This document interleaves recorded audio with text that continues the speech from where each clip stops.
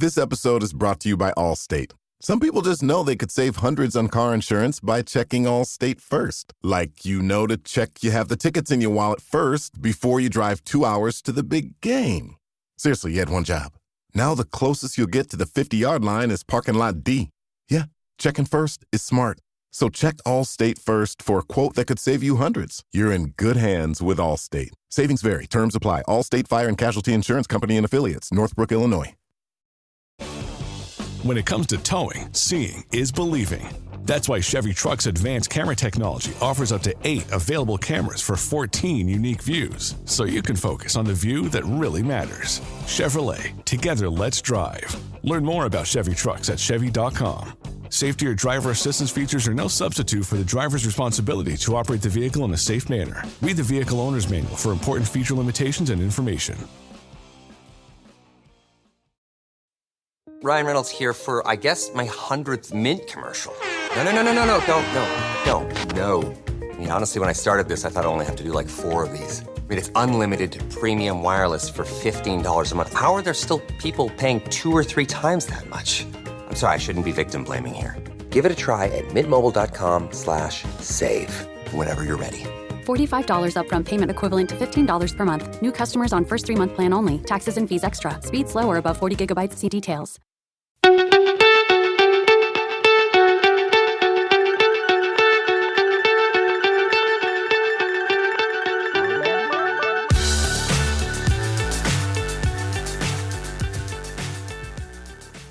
So welcome everybody to another Premier League cricket show, and today we're going to start on something we've been talking about, me and you, for a while now, in terms of talking about young prospects, whether it's coming through the system already, or what does somebody need to come through the system and show their face and show their game as being ahead of everyone else out there. And we're absolutely privileged to be joined today by a young gentleman, Noah Kelly, who plays for Driffield. He's also wearing his Yorkshire top today.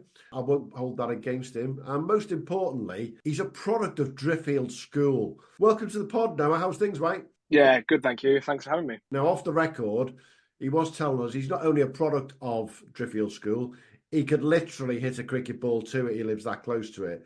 And that, to me, is an absolute great story for what we'll talk about a little bit later. But most importantly, Noah scored more runs at his age group than absolutely anybody else in the country when it came to Premier League cricket last year. Hence why he's wearing a Yorkshire shirt tonight, obviously. Hugh, tell us what this guy got up to, because it was pretty amazing. Well, across all his formats, he did a lot. But from a Premier League point of view, there was nobody 18 or under scored more runs than him last season. So 794 runs at a average of 66.17, striking at 76. And this is, particularly impressive considering his age. There's very few batsmen performing at that level in the country, full stop, let alone a 17-year-old. He's 18 now, so he's recognised. Obviously, Yorkshire are very, very keen on him and busy with them. And also, no, you said he captained England Lions, was that correct? Was that England Young Lions? Yeah, captained them for Australia as their sort of warm-up before the ODI series, yeah. Fantastic. Yeah. So a wonderful season, but yeah, terrific stats across the board. And for a young player, in the Premier Leagues, we know how difficult it is and how few young players stick out. And you've jumped out for a few seasons. I've just gone back over your stats. I mean, as a 15-year-old, you scored 683 runs at 37 as a 15-year-old. I dread to think what I was doing at 15, but I wasn't scoring 683 runs in the Premier League, that's for certain. And then that's your GCSE year as well. So can't have been doing much studying. Bit of a difficult year the season after, but then this 2023 was a wonderful year for you. I'm going to ask a very simple question, Noah. On the back of all those stats, is it talent or is it practice? I think definitely practice. Has to be practice. Copped out of that question. Yeah. Well, tell me, is the cricket in the family? So my dad never played, but he used to score every Saturday. He used to bike down. He lived from Bridlington originally, so he used to bike down to the local team, score, get a tee as a teenager, and then bike back home. But my brother really got me into cricket. I used to go down and watch him. Dad would score. I'd be nagging all the players to throw balls at me at knee high. And then from there, just got into the age groups, played at Drift under 9s when I was probably 6 or 7. And just gone all the way through from there, really. Sorry, you've been in Yorkshire since under 9s, is that right? Yeah, first game under 10s. Just been all the way through there as well, yeah. So I'm going to ask the obvious question then. From that first game under 10s for Yorkshire. How many of those lads who are in that first team with you are you still playing with at Yorkshire now? Oh, I had a look at this actually. There's a picture in my room of our first game. I believe there's about 4 of us. Okay. 3 on the academy. A decent chunk. And then as we've got through the age groups, we've got like more and more until about under 16s where there's a lot of us on it now. Right, and the drop-off was sort of 14, 15, 16 more than at the early stage by the sound of it. Yeah, so I'd say maybe during COVID might have had an effect on it. But yeah, certainly, because there's obviously a lot of less cricket there, so people maybe fell out with the game or... I think, yeah, there's certainly a drop-off, but we've had a really strong age group. We got through to the national finals versus Middlesex 2 years ago. Last year, in the under-18s, we got through to the T20 Blasts finals against Surrey. So we've had a strong age group all the way through, really. Well, you've been at the head of that age group all the way through, and clearly, you're an academy player at Yorkshire now. Played plenty of second 11 games last year. What are you seeing the difference in terms of the last 2 years of cricket for you, from playing first 11 cricket at Driffield through to that second 11 at Yorkshire? I think the structure of your day when you're playing. So second team, obviously, we get there pretty early, sort of 2 hours before stumps. You've got your nets, your S&C's there, your physio's there. You've got that support behind you. Whereas obviously at Drift, we sort of rock up an hour before. We'll have a little jog around, play some footy, which is probably the main event of our day, to be honest. If you lose your footy, then you're pretty upset. And then we'll have a bowl, we'll have a catch, and then we're straight into it. So I think Premier League cricket's been, in that respect, I've been able to chill out on a Saturday, a bit more relaxed, be able to go and enjoy my cricket as well as trying to perform for my local side as well. I was looking at a few of your dismissals over the last year compared to the previous year, when you struggled a bit and then you had a super year last year. And pretty much all the dismissals I could find were you absolutely trying to belt it out the park. So I kind of figured that this last year you looked relaxed, you looked like you were flying, you looked like you were really enjoying your cricket playing on a Saturday. Yeah, definitely. So the year where I had a struggle, I only scored 250s in the year.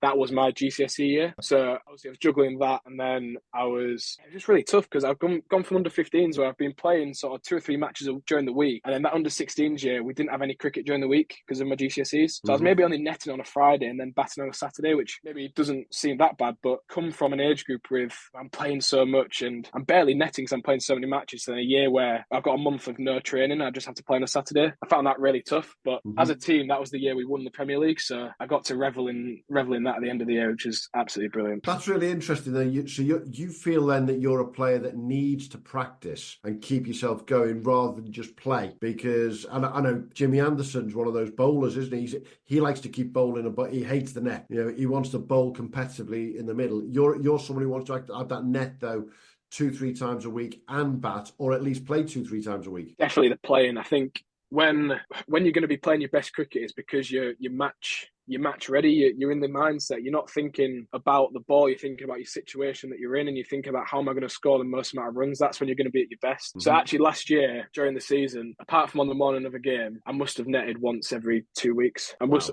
not net at all, just because I was playing under 18s game. I'd have a Saturday game, maybe a Sunday cup game for Drift if we got through, and then I'd have a 4-dayer, and then I'd have an under 18s game. So I was sort of playing so many matches. I'd obviously net on the morning of the game, but I'd use the days off really well with my social side. I wouldn't be crammed in the nets like the year before when I was really struggling. I was just, let's have a net, let's try to get back into form. But actually last year I just took it so much more relaxed and allowed that social life still, which I probably missed the year I was struggling. Yeah. Have you noticed something he didn't say he did last year there, Hugh? School. It was cricket, those days off social. But then, how did you fit school in? Brutally honest, I didn't. There was probably a time where I was playing second team. We had 4 days in successive weeks, so I pretty much had a month off school. Which I think, coming from Drift School, I've been obviously there since I was year 7 or whatever. They were really supportive. So the assistant head is a massive cricket guy. He's come to watch me a few times on a Saturday. He absolutely fine with it. Head of sixth form, completely fine with it. Because my brother and sister both went to the sixth form. They know the family, they know my mum and dad. So we're really relaxed about it. As long as you're catching up and as long as your results aren't dipping, then just go and do it. It's completely fine. Good on them. Just to put you on the spot, how do the standards compare? Second team cricket, under 18 cricket, Premier League cricket? Are they comparable? Is there a big big difference? Yeah, obviously second team cricket is definitely the most competitive. You've got guys there who are pros who are wanting to get back into that first team. They're wanting to make a name for themselves early in the season, late in the season for contracts and stuff like that. And then under 18s, similar. So obviously you've got guys who are top end of 18 looking for contracts and pushing into that second team. So you get really fierce competition in there. And again, Premier League as well. I think the competitiveness is the same throughout because everyone wants to. They've got the motives to do well. Obviously, the standard wise, you're getting quicker. The balls are getting quicker. They're spinning more as you're getting up. But then the pitches are probably better in your second team as well. I mean, I'm pretty lucky in the league that I play in. Prem North, we've got York, Scarborough, first class grounds. Driffield's a good deck. We've got very good pitches. So I think in that respect, for me, facilities have been great all the way through. Yeah, I mean, you've certainly enjoyed playing at York, where I've got some stats here. I think in the last 2 years, here we are, 403 runs at 80 against York in 5 innings. Just Clifton Alliance has also been on the wrong end of you as well. 286 runs at 95 Clifton Alliance. So there's a couple of teams not looking forward to seeing you play this summer. Hopefully they clash with the second team game and you won't have to turn up. You know what? Them York games I've been involved with, they're such fierce competition. They finished second last year. We finished third. Year before when we won it, they finished second. So them games are just, it gets packed down at Drift. Everyone comes down. It's usually a sunny day as well, which is thankful. And yeah, them games are some of the best games I'll definitely play in, 100%. Testimony to your ability that you're able to pull it out of the bag in those big games. You know, these aren't runs against bottom feeding teams. You know, these are the top teams you're scoring big scores against. So it shows your quality. I'm looking at your stats of the Yorkshire Twos last year as well, Noah, and I think we're going to keep going on about it. You're a young prospect. It's remarkable to look at your numbers there, that you scored basically in every single innings that you batted. 5 not out was the lowest score you had against Derby. Yeah, but I'm presuming there's a reason there was only 5 not out. There's bound to be weather or something involved in that one. You scored week in, week out. Now, you must have been batting against some old bloody pros basically there as well. What mentality do you take to them versus that under-18 game you played the week before? I think for me, I try and keep consistent for Drift 18s or second team. Yeah. But there obviously is a different edge when you're facing someone who's played first class cricket, and I feel like it's in my favour that I'm an academy player. They've got guys that maybe trying a bit hard to get me out, so they maybe bowl a few more bad balls. But I think it's just that competitive edge. I just love getting in the moment. And I think in second team, I really, really just get up for it, which again, I try and do for every team, but especially against second team, because there's such strong opposition. I feel like it just brings the best out of you. And your highest score for Yorkshire Twos last year did happen to be against the biggest rivals, against Lancashire. You know, to do that at Southport, which is a blinding deck to say the least as well, isn't it? Yeah, brilliant. Love the day out there. Been there a few times. Brilliant facilities, great pitch, and I feel like they're first class as well, don't they? Yeah. Brilliant. Yeah, definitely. So when you played for Yorkshire Twos last year, there must have been a bowler that our listeners will know that you faced at some point. You know, is there any names that you can put out there and go, you know, he was charged in, or he was putting extra revs on the ball? Who was it? Oh, it put me on the spot. I personally didn't face him, but we played a T10 game versus a team with O'Shane Thomas and Carlos Brathwaite playing. Nice. And I was down batting at 6 and I did not get in. The lads, when I think it was Will Luxton, pulled the first ball off O'Shane Thomas 90 yards over deep square. And I was obviously sat thinking, what is going on out there? You got these two charging at you. And he came out to bat, Carlos. Bowled it. He bowled like sort of back of a length. He just drove it over the sight screen at Wheatwood. And I was stood at square leg thinking, this is absolute carnage. What is going on here? And unfortunately, I was found extra cover to the spinners as well. So I was certainly wearing a few. Yeah, very busy. So you managed to play some T10 cricket last year, some T20, some time games, some 50 over. 100 game? Get 100 game in? No, we don't play it in our league. I think they play it. I think there's 100 competition in North Yorkshire, South Durham, I believe. Which format do you sort of side with, or are you just still at that age where you don't give a damn and you're just going to play all formats? Yeah, I think as a young lad as well in the academy, it's very tough to just narrow down on one format because clubs are looking for so many different aspects of cricket. You think of the 100 T20 Blast County Championship. I think I'm definitely loving the 4-day cricket. I think I'm very traditional. I do like the gritty innings. You know, my idol growing up was Alistair Cook. Mm-hmm. So, and I think playing for England in Test matches is always going to be the big dream. As many franchises are around, but I think if I were to choose, then I'd 100% go for Test cricket. You say that. I mean, looking at your strike rate, was knocking around 50 for the past 2 years. Obviously, you're improving massively each year, but it's up 75 this year. It's a big jump in strike rate just in the last year. So is that something that's consciously happened, or have you sort of just evolved with your game? Yeah, it was definitely consciously. I just felt like I was getting a bit stuck, especially against spin, because I think that's one of the beauties of Premier League cricket is you get so many spinners, especially in our league. We've got a lot of big grounds where spinners sort of rule the leagues. And I felt like I was getting stuck against spin, dotting out, and then as a naive 15, 16-year-old, I'd just chip onto mid-off or mid-on, and that'd be my day. So I worked really hard on that winter of being able to find the boundary against spin and try and evolve my options. So I think being able to apply pressure to spin has definitely helped my strike rate go up and made it into one of my strengths, really. You spent last winter, as you say, then just working on what you're going to do against those spinners. And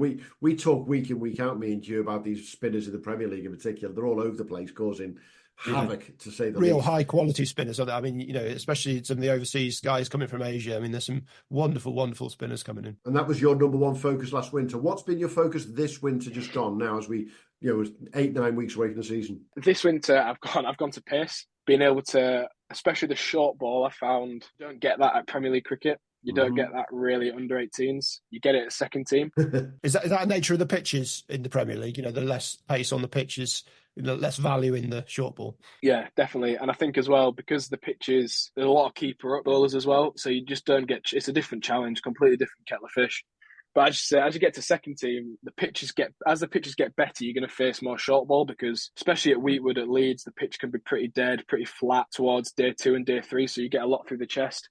So I've been doing a lot on that, which is, it's very challenging to actually get to train and be like, right, I'm going to do the short ball today. I'm going to actually wear a few. So it's just been working with the coaches at Yorkshire, been brilliant, really supportive with it. And then again, I've been trying to do some T20, trying to capitalise on the power play and figure out sort of my style of how I'm going to take down balls, because I'm not really one to tee off from ball one. So I've been trying to find my own way of doing a thing, the order, and trying to find the boundary pretty early on.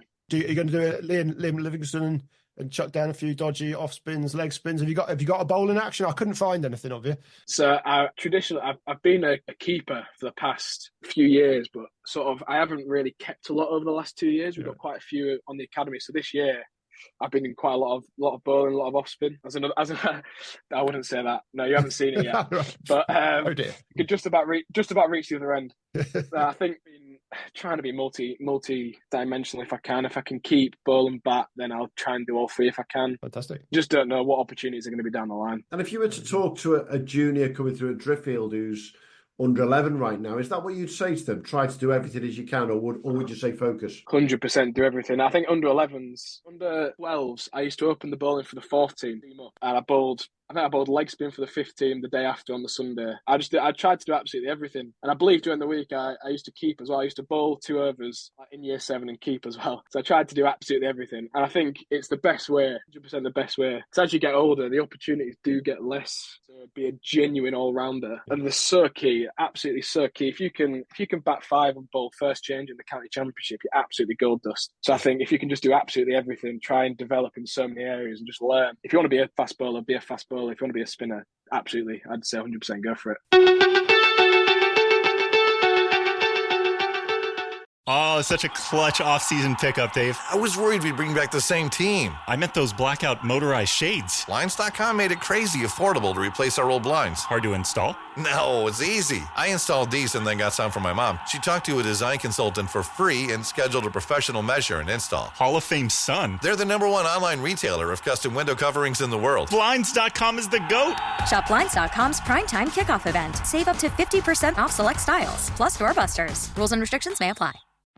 If you're a facilities manager at a warehouse and your HVAC system goes down, it can turn up the heat, literally. But don't sweat it, Grainger has you covered. Grainger offers over 1 million industrial-grade products for all your operations, including warehouse HVAC maintenance. And even better, they offer access to experts and fast delivery, so you and your warehouse can both keep your cool. Call 1-800-GRAINGER, click Grainger.com, or just stop by. Grainger, for the ones who get it done.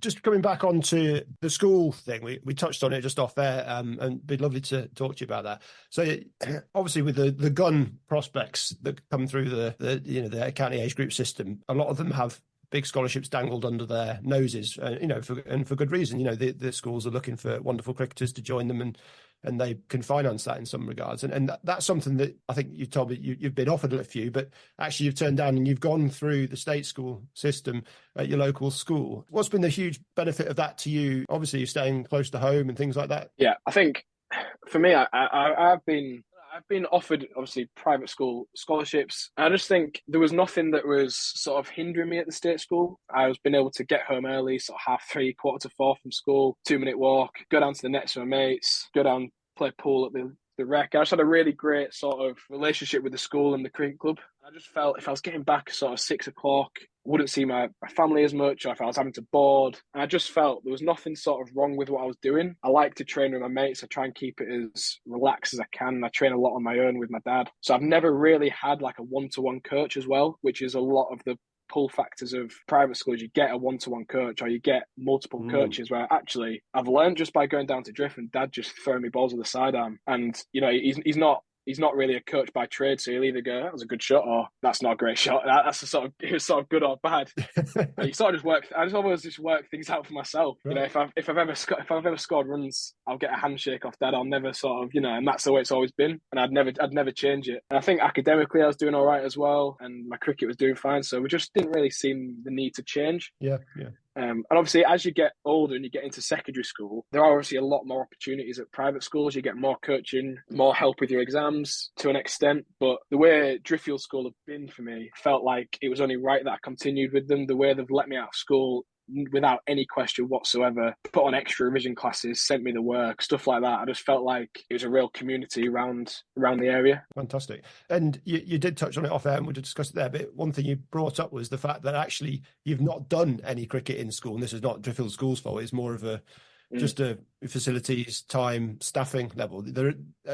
You basically played a very brief amount of softball in school, and that's it. Is that something, that has led to you maybe your friends and things, cricket being somewhat marginalised in the school and obviously in the community? Yeah, I definitely think so. We played, so the East Yorkshire cricket development group have been really active at the moment, especially in the women's cricket. They've been going to a lot of schools in primaries and been trying to get them to schools. I'm quite good mates with some of the officers, and I know the work they put in. It's just a bit further up at the secondary schools where kids, they've already made their mind up on cricket. They've already made it's sort of not really a sport that you'd go, I'm going to pick up when I'm 13, 14, because there is just that gap of softball, anyone to sort of get involved. But as you get to hardball, gap between someone just starting and someone playing for maybe 2 years is so much different. And I think, facilities as well. We've got a couple of sports centres, so Drift, definitely we have the facilities. It's just the other schools around. I know there's just no structure to it with the state school like there is the independent schools, which I'm sure will change in the future, but it's just the way that sport is. Yeah, I mean, I know personally that I coach a youth team here in Derbyshire, and we had our local school works with, they played a cricket match against Bakewell. And on the back of that, 3 players came down to training who I'd never seen before. Just that one thing, aged, I think they were 12 at the time. What a difference, just one match. I'd been trying to recruit players for years, and we'd put a team together, but one cricket match at school, 3 new players out of it. And I think all 3 are still involved, which was incredible. It just shows you the power of just playing it. You don't have to play it a lot, just part of the sporting conversation. Yeah, brilliant. Do you think at your school, I hate to say the words back in the day, did more cricketers come out of your school now because literally they were playing cricket? And, now you can count on one hand by the times things that your mates of yours who've come through and carried on because there isn't any cricket at school. Yeah, I think there will be. I think as the years come through and All Stars become, when the All Stars program started, there wasn't really any of that when I was sort of 7, 8, 9. It was just like locally run stuff. So when they become secondary age, that first wave, I think we will see a big influx. And I know the year 7s are already playing more cricket than I have in my academic life, which is absolutely nothing to do with Driffield School. It's just to do with the way things have run. I think that has been absolutely massive. So I think we will get a big influx. It's just how do we then keep the kids involved? It's so good playing. So sort of in East Yorkshire, there's probably 5 schools that could play cricket, and one of them's Heimers, which is a private school. And so they're obviously going to be a lot higher competition than what our school would produce. It's just how do we keep the kids engaged and involved at the secondary, which I think is the biggest challenge. Do the Yorkshire, through the academy with yourself, put you through the coaching badges and so you go back to schools and do yourself? Yeah, so Yorkshire have provided they've paid for us to do our coaching badges, which I'm looking to finish off this year. But yeah, I have helped out on a Friday night. I've done a few multi-sports courses, that sort of thing down at the rec, just trying to, I just really enjoy it as well, coaching. It's something that you never really think of as you're growing up, but I definitely look to get into it. No, just moving on to the future then for you. I mean, obviously you got your A-levels this year, and that I take it is priority. And obviously a very busy summer of cricket. And then beyond that, what's your goal? You know, are you looking to go overseas next year? You know, trip to Australia? Are you looking to obviously aiming to turn fully pro with Yorkshire? What's the next year? What's your perfect next year looking like? Test call up, obviously. But... yeah. Anyway, hang on. Let's just get one thing straight. I'm going to say two words, and Hugh knows what I'm going to say here now. Rayan Ahmed. That's all I'll say. Just remember, Noah, he was playing a Premier League game at the start of last season. Yeah, he's a dodgy leggy, though, isn't he? Dodgy leggy. Central contract by the end of the year. So what are you going to do, Mr. Kelly? No pressure, nothing like that. Nothing like that.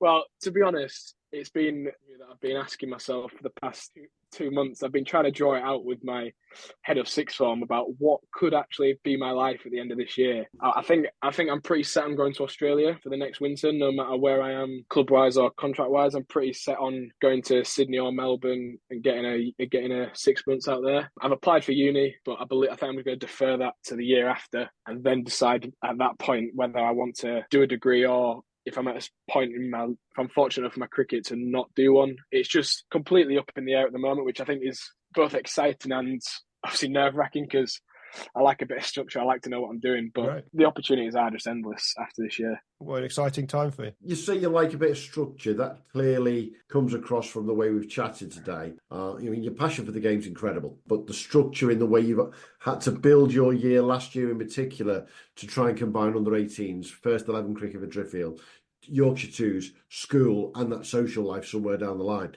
Yeah, is that something that you find really not stressful? You just, as long as it's there in the plan, you know what you're doing with it? I think yes and no. There is, I get a lot of comfort from knowing what I'm going to do day to day, but then if it becomes too rigid, I'll get all worked up that I need to be somewhere at a certain time. So I try and keep it as fluid as I can, take it sort of week by week if I can. But yeah, you definitely need structure. I mean, my iPhone calendar during the season is just going nuts with games, and especially with selection as well. You don't know if you're going to be involved in the games or not the week before, if it's a second team game. So I sort of have to plan sort of two weeks, if you like. So I'll sort of give school a heads up saying there's a possibility that I could play this game next week. So if not, please can you send me the work? If I'm not selected, then I'll see you Monday morning. So I think it's about just being fluid with it whilst having a decent structure so that I'm not missing out on different things, whether it's school, friends, cricket, etc. It's a turbulent time at Yorkshire, and I won't press you on the political situation there, but there might be some doors opening. You know, it's an interesting period at Yorkshire, and I can imagine they're looking towards the young lads coming through. So is potential first team action on your radar this year, or are you sort of happy to pick second team this year? You know what?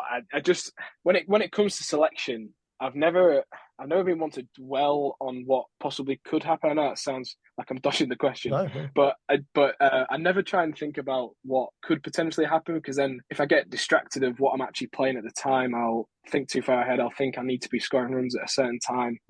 Whereas I try and just take every game, Saturday cricket, 18s cricket, anything as it comes. And then if selection comes off the back of that, that's absolutely brilliant. It's an absolute bonus, because I could score 200s in a game, and then potentially the guy who is already in the team is scoring 200s a game. So there's literally nothing I can do in that moment other than just keep doing what I'm doing or keep trying to score runs. Obviously, I have an influence of what people select and see, but at the end of the day, that decision could not be any further from my hands. I think it's quite a tough thing to grasp growing up, but as you get older, you sort of see the way the system goes, and selection is just one of them things that you have to live with. You'll get good selection, you'll get bad selection, but you can't argue it at the end of the day.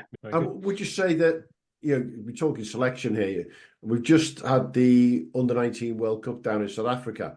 Yeah, was it disappointing not to be out there for that for yourself? Yeah, I mean, I obviously had a taster with it with the Young Lions, and it was absolutely brilliant experience to play against such an international team like Australia. Mm-hmm. But I think if you'd have told me at the end of the 2022 season that I'd have played a white ball game against Australia, I'd have laughed in your face. So I think it's about sort of like what I've actually done so far and not dwelling on what could have been. So yeah, I take a lot of positives out the season, and again, selection is just not up to me. So I try not to dwell on anything like that. Yeah, because he had we not touched on it, but he had a wonderful Super Fours as well. I think it would be a top run scorer or second top run scorer in the Super Fours, which is somewhere around there. Yeah, obviously the selection from the best of the counties, isn't it? The Super Fours. So again, it's a sort of step up. Yeah, so terrific performance there. I saw a coach recently just write 2 words on a board in a dressing room, which I think sums up the way you're talking here, Noah, which is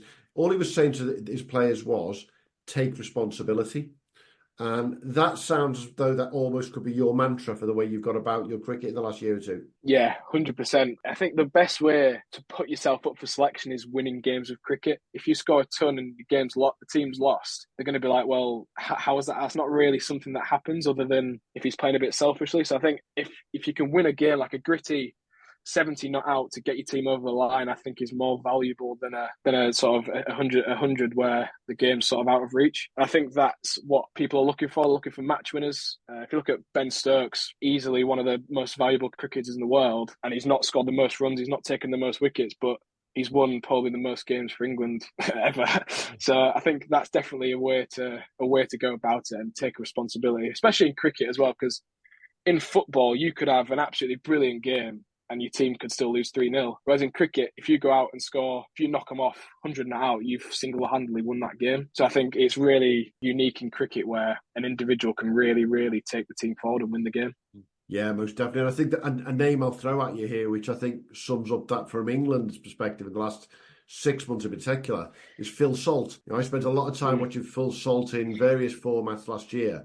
And without a shadow, the England coaches have brought him in to do exactly what you've said there. He's a match winner. He's not someone who's just going to dawdle along when he goes in to play his T20 or T50. They want him to go out and have an impact and make sure that they're going to take him somewhere. That's how you want to bat, obviously. Yeah, definitely. I think he's brilliant at playing every game the same way with the same mentality. He'll go out and try and blast it from ball one, and he's got such a clear plan of what he's looking to do. So I think that's really key as well, just not deviating. Obviously, the different formats can confuse your game, but trying not to deviate it massively. I think a massive inspiration of mine is Adam Lyth, who's obviously played Yorkshire all his life, and he's just so consistent in every format. And his actual shots don't change, whether he's playing T20 or 4-day cricket, but his tempo that he goes at changes brilliantly. So I think after he scored that 160 in the Blast, his franchise has just been, going up ever since. Yeah. And he's definitely one of the most valuable players in the circuit. You say Adam Lyth there, you talk Yorkshire.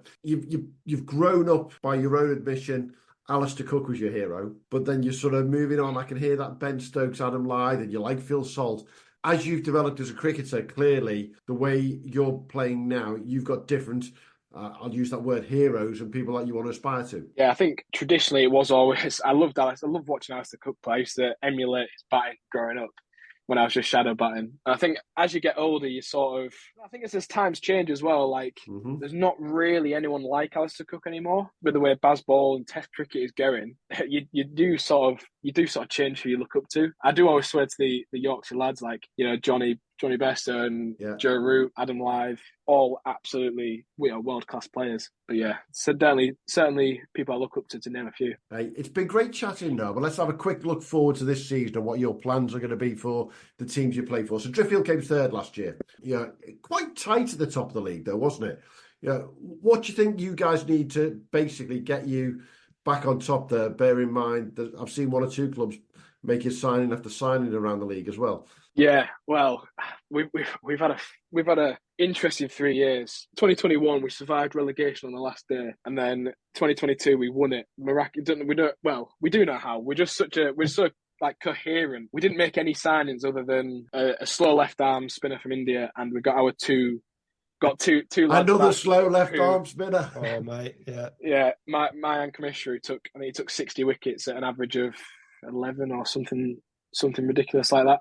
he was obviously brilliant. And then we have such a strong team. The amount of games that we won on the last over or 8 down really showed. And then last year, we struggled at the start of the year to get that sort of momentum going. After winning the year before, we came into it a bit lethargic and a bit expecting to happen. We lost to Scarborough and Beverley at the start of the year. Beverley, who got relegated, and Scarborough finished third from bottom. So we got to a slow start and we weren't clinical enough. So we're moving into this year. We've kept the same lads. We've signed Shane, who's a left-arm spinner from Sri Lanka. So well, hopefully he'll add to the wickets as well. So if I need to put a game in the diary to come up and watch Driffield, it's against York, is it? 100%, yeah. Always brilliant games. And we're at York or your place? Driffield. Driffield, yeah. Better pitch. Even though you score more runs at York than you do at Driffield by the sounds of things. I think he scores them at both, I think. He just scores them everywhere, to be frank, doesn't he? And what about with Yorkshire and Yorkshire Twos? What do you think you can do this year? I think looking towards the first, we obviously got to the final of the T20s last year. It would be absolutely awesome to do that again and try and get over the line.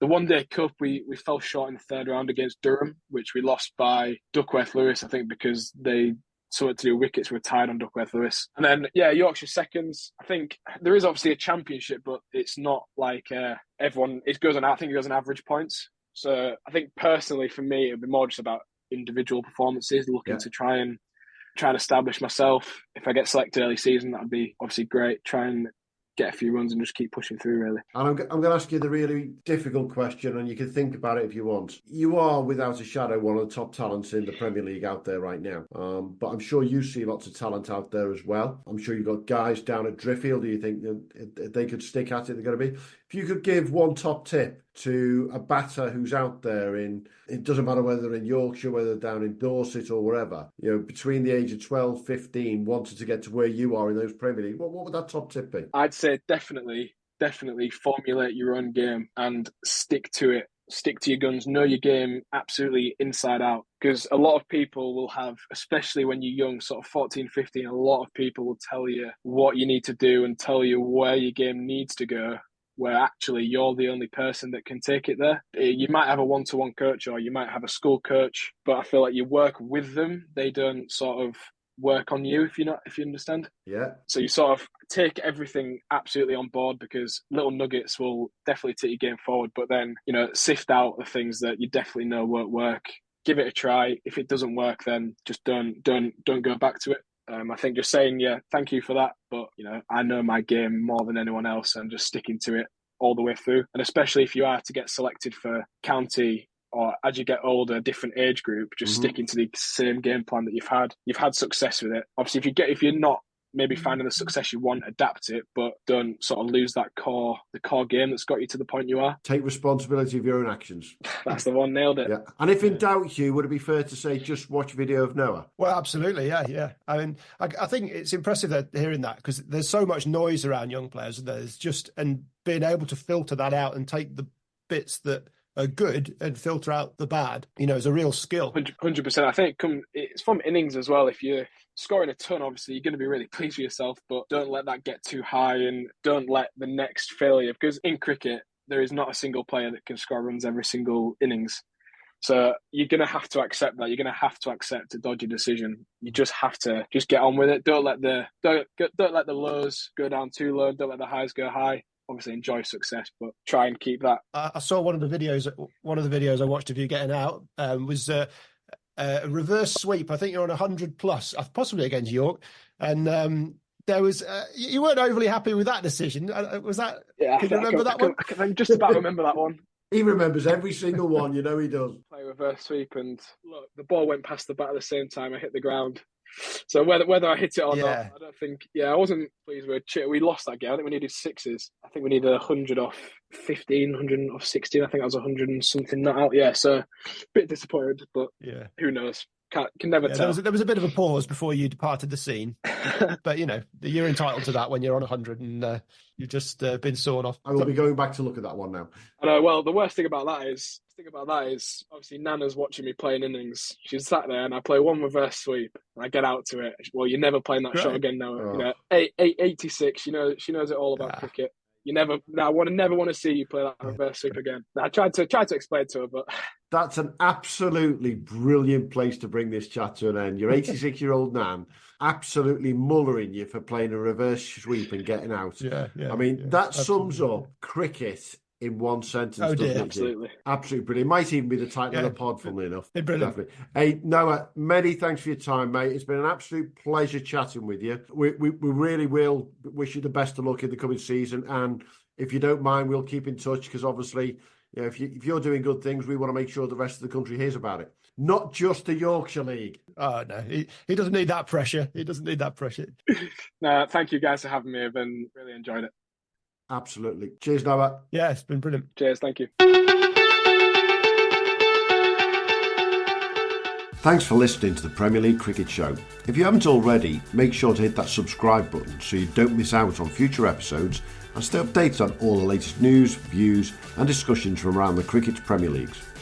And be sure to follow us on X, formerly known as Twitter, and Instagram at TPL Cricket Show on both.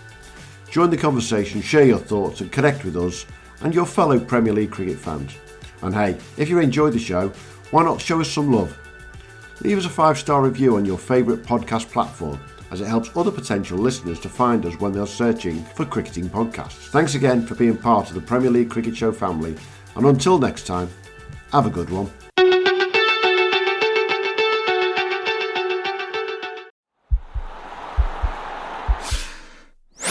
This podcast is part of the Sports Social Podcast Network.